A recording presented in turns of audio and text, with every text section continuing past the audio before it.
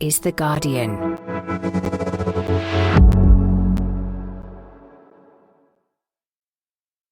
It was a summer of wake-up calls.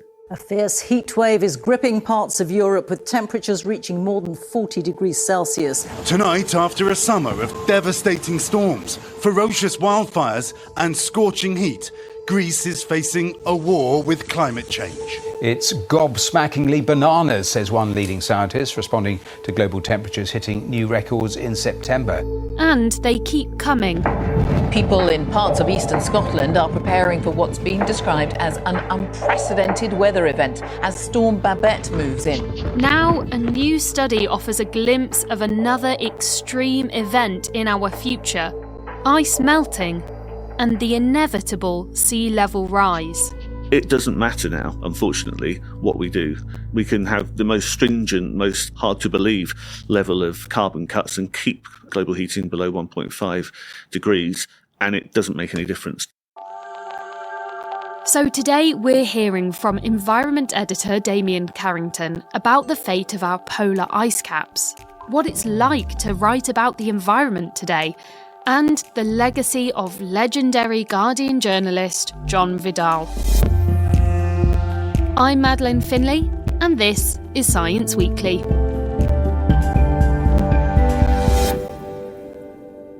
Damian, we're just over a month from COP28, and you've written about a pretty startling new report from the British Antarctic Survey looking at melting ice in Antarctica.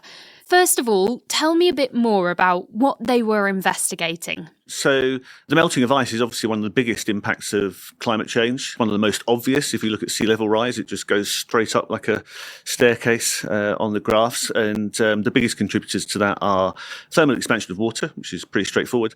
But most importantly, the melting of ice caps, glaciers to some degree as well, but the ice cap in Greenland and, of course, in Antarctica. So this new study looks at West Antarctica, which contains enough ice to raise sea levels by about 5 metres, which, as you can imagine, would be fairly catastrophic given that so many big cities are by the coast, and also I think more than a third of the global population lives near to the coasts. And in this study, they were looking forwards to try and work out what was going to happen this century in that region. And how long have we been aware that we're losing our polar ice and that the West Antarctic sheet is melting and shrinking? You know, some of the best data has come since the satellite era, so that's sort of the late 70s. And we've known that certainly Greenland's been losing trillions of tons of ice. Antarctica has been more difficult in that it's much colder anyway. And so the signal of the climate crisis of global heating has been less obvious there. But certainly in the last, say, 15 years, people have got really worried about the West Antarctic ice sheet. And in fact, quite a number of people think that we may already have passed the tipping point which condemns the West Antarctic ice sheet to collapse. So we've known for a while that the West Antarctic ice is in trouble, but a report published yesterday sounded the alarm even further. So what did it say? In West Antarctica, they were looking in this study specifically at the Amundsen Sea, which is an important place, and they were looking at, in particular, how warming seawater melts the sea ice shelves, because that's an important element of this whole story. Now, the listeners, if they're paying attention, might think, well, if you melt a sea ice shelf, you're not raising sea level, are you? And that's absolutely true, because the ice and then the water is already in the sea. The reason the sea ice shelves are really important is because they're what are called buttresses, so they hold back the ice which is on the land. So you can imagine, you know, the ice sheets trying to flow down towards the sea like the frozen rivers, such as glaciers are. But if you've got this enormous block of sea ice floating there, they can't flow down into the ocean. And therefore, if you start melting away these sea ice shelves, then you take away that buttressing effect. And they have found that for the 21st century, the rate of melting will be 3 times what it was in the 20th century. It's going to triple in speed. So the researchers found that this ice sheet is going to melt 3 times as fast this century in comparison to the previous century. But they also looked at whether our actions could have any impact. What did they conclude? The most important thing, I think, about the study was they were looking at what happens in different so-called emission scenarios. So do we go hell for leather and cut carbon all over the place and meet the Paris climate goal of 1.5 degrees? Do we kind of go easy and it's a middle path, or do we not care and emissions go through the roof? And the shocking thing about this new study is it doesn't really matter. What they found was that in terms of the melting of these sea ice shelves in Antarctica and therefore the flow of land ice into the sea and the rising of sea levels, it doesn't really make any difference what we do. As the researcher said to me, we've basically lost control of the West Antarctic ice sheet.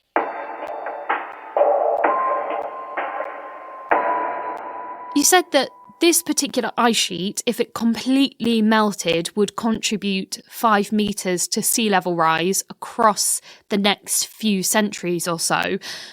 But how does that sit in the context of the rest of the planet's ice and what we should be expecting? In a way, the small piece of good news that comes out of this is that in contrast to West Antarctica, East Antarctica does seem to be salvageable, if you like, in terms of what humans do around emissions. And that has 10 times more ice. If global heating goes off the charts and we lose East Antarctica as well, that's 50 metres, which is kind of an Armageddon type scenario. I mean, just to put a bit of context on the rest of it, so this century, there's a pretty big range of estimates in terms of what we expect in sea level rise. Around a metre seems to be what's most likely. But, sea level rise is certainly much longer term than a lot of the other impacts of climate change. But when you think about how settled humanity is in coastal regions, that's why it really matters. As you say, we are a coastal animal. We like to live by the water. So did the authors of the study mention the impact that this could have, and what, if anything, could be done? So, the study looks at the scientific side of it, but the authors are saying that there's just really clear example here of where adaptation is absolutely the first priority rather than just trying to cut the carbon emissions, which they call mitigation. That either means building walls around, coastal cities, flood defences, which is expensive and difficult to do, or moving people. That's happened on a small scale in some parts of the world already, but we're talking about millions, potentially billions of people. So we're looking at something which, really could change the map of the world.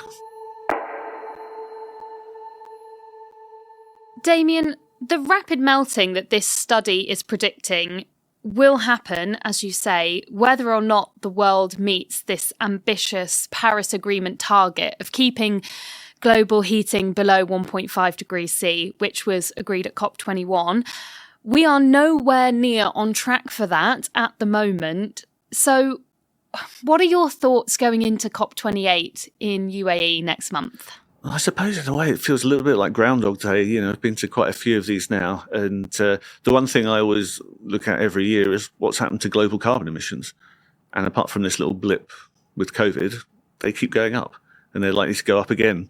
To me, that seems like the sort of fundamental measure of success or not. That's not to say that things haven't happened. So, a few years ago, probably before Paris and COP21, we were probably on target for, 4 degrees, which is a real Armageddon scenario, whereas now it looks like 2.6 if everyone keeps their promises. But that's still a very long way from 1.5. And, as we've seen this year all around the world, actually, the extreme weather that global heating is bringing is pretty extreme at not even 1.5 degrees so far. Well, it's interesting you say that because, as environment editor this summer, I've been reading all your articles. You've written other stories which really should get the world to sit up and pay attention. You've written about the fact that the Earth is well outside the safe operating space for humans. We're exceeding these planetary boundaries. That scientists are saying what's happening is gobsmackingly bananas, and that the climate crisis is costing $16 million an hour in extreme weather damage. I mean, these are huge red flags. There are, of course, some good news stories in the mix as well, but I wonder, does it get any less shocking writing these stories and, covering the damage that we're causing to this planet and its inhabitants? I think in some ways it becomes more shocking in a way because, I've been doing this job 15 years, I think. And when I started, we really were looking forwards to stuff that was going to happen. And to be clear, scientists have been extremely good at projecting what's going to happen. Now it's happening, and that's the shocking bit. It's become a reality. The climate crisis is here and now, and only going to get worse. It can be pretty depressing beat sometimes. Here in the office, they sometimes laugh about us being the four horsemen of the apocalypse in terms of the environment team. But, let's say there has been climate change action taken. We have all the technology that we need really to solve this problem. And so, I keep ploughing this furrow and hoping that it makes a difference.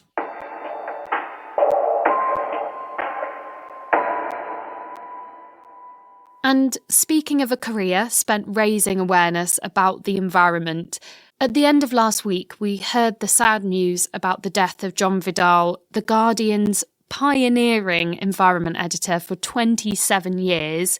He was, I think, legendary at The Guardian.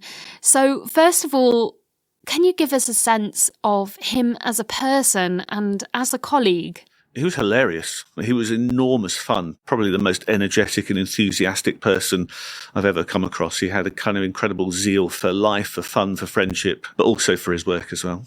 Tell me a little bit as well about his work, because I know he went to some pretty extreme lengths to get a story. He did. John was unconventional, we'll put it that way. Irreverent, iconoclastic, all of these words.